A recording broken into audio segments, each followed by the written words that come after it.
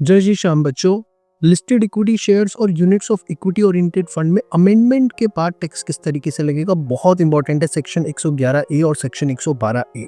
देखिए, अगर आपको शॉर्ट टर्म कैपिटल गेन हुआ है 23 जुलाई 2024 से पहले तो 15% का रेट है। 23 जुलाई 2024 के बाद है, उस डेट को भी इंक्लूड करना है, तो ये 15% की जगह 20% हो जाएगा। और जो भी आपको शॉर्ट टर्म कैपिटल गेन हुआ उस पर टैक्स देना पड़ेगा।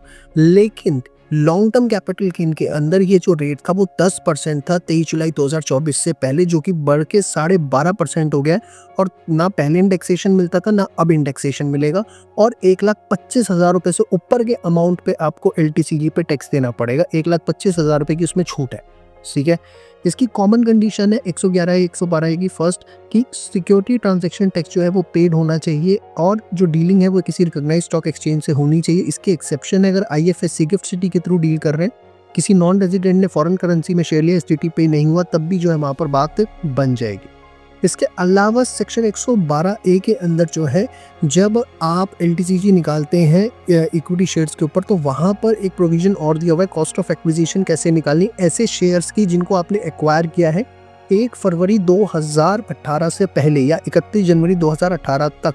तो वहाँ पर वो आपको बताता है कि ऐसे शेयर्स के लिए जो कॉस्ट ऑफ एक्विजिशन आपको निकालनी है वो लेनी है हायर ऑफ एक्चुअल कॉस्ट और lower of fair market value of such shares on 31 जनवरी 2018 और सेल्स कंसिडरेशन। इन दोनों में से लोअर लेना है, उसको कंपेयर करना है एक्चुअल कॉस्ट से, और जो दोनों में से हायर होगा that will be considered as cost of acquisition. और इंडेक्सेशन नहीं करना है, क्योंकि 112 में किसी भी प्रकार का कोई भी इंडेक्सेशन जो है आपको अलाउ नहीं होता है। बहुत इंपॉर्टेंट पार्ट का आपको यहाँ से क्वेश्चन देखने को मिलेगा, बिल्कुल भी इसको छोड़ के जाने की जरूरत नहीं है। जय श्री श्याम।